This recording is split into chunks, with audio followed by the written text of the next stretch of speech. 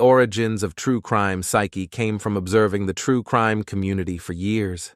I've been watching, and who knows, maybe I am one of you. Maybe you have said hello to me in chat, or seen me unbeknownst to you in a Discord. I know I've probably seen many of you in the community, but I am most curious about the people who are the creators of this genre we share, known as true crime. The truth is, true crime creators are a fascinating bunch of characters whose own live-streamed words, actions, and patterns leave this researcher more interested in analyzing them, as opposed to whatever case or crime they are covering. I will perhaps reveal more to you in future content, but for now, we begin with this: a look at a creator in what I have come to refer to as pseudo-true crime. That peculiar fusion of true crime with what frequently appears to be malicious drama that many refer to as crama. And so, analyzing a trendy recent crama creator dispute, let us begin. Entering into the study, we have a rather new creator by the name of In Their Own Words, which some refer to as Itow. I have chosen this as my first video because it is easy to see. After viewing the creator's content, it appears that Itow is trying to use sound bites from a creator by the name of Queen Bee in order to allege dishonesty and related behavior. Unfortunately, the sound bites do not support what the creator alleges. For example, each of Itow's videos begin with "the community is in shambles. I am just an observer of true crime and crama genre, but to my knowledge, the community is perfectly intact. But for my purposes, whether there is any merit to Itow's allegations is not of interest. I am only interested in the online creator persona and their online patterns, statements, and actions. My focus on this creator and their persona is this: what can we learn by looking at these videos? Why has the creator designed an entire channel to their subject matter? What motivates them and who benefits? An overall survey of Itow's videos, in my opinion, represent work created by an angry, hurt person with a former personal connection to Queen Bee. This is based upon Itow's repetitious accusations and choice of bitter language, hinting that the creator is scorned and attempting to exact vengeance. Since Itow is anonymous, that suggests several alternatives about their identity. First, it is likely that Itow is a fellow creator or former Queen Bee subscriber who is known in the community. Revealing their identity is something Itow does not want to risk.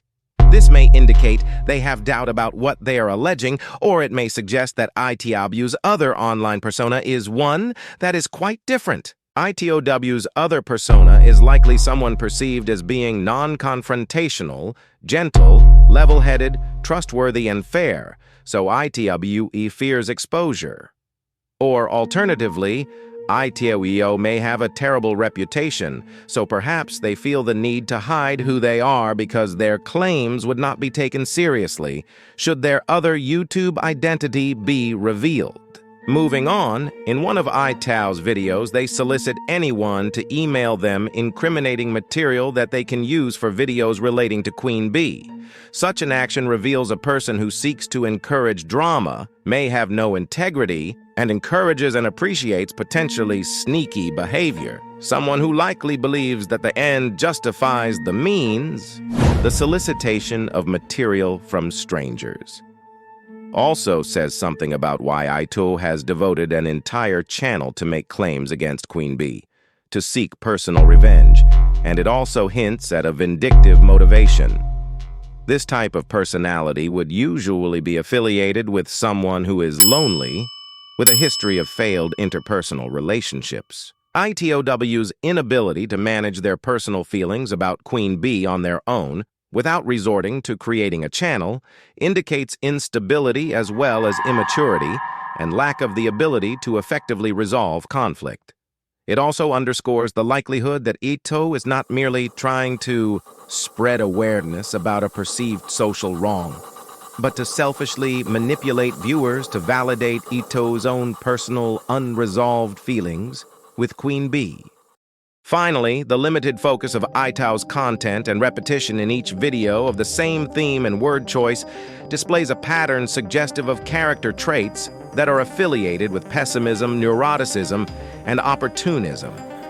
Such a person may be someone who sees the glass half full, sees themselves as a victim who can't get a break in life, and is looking to crowdsource others with the same glum outlook to join in. Itow's own misery that is targeted at Queen Bee. Getting others on what Itow likely sees as their side may energize Itow and make them feel a respect that is missing from their real-life, everyday encounters. That all strongly connotes that Itow has unhealthy coping mechanisms, and while they are proficient in video design, editing, and production, they may have burnt out in their real-life pursuits due to unaddressed issues.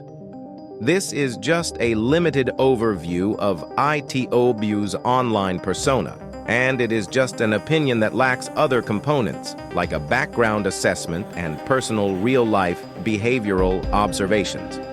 My opinion is only that of an observer looking into the true crime fish bowl and studying creators' online personas. We all know that a creator's YouTube persona is just that. It is who the creator wants you to see. It is how the creator wants you to see them. When the creator turns off their show, we have no idea who the actual human being is in real life. With that said, perhaps if Itow decides to reveal themselves one day, we will all see that my opinion is incorrect.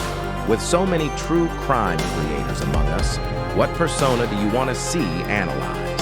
Be sure to type that in the comment box underneath this video, and don't forget to click the like and subscribe so you won't miss the next True Crime Psyche.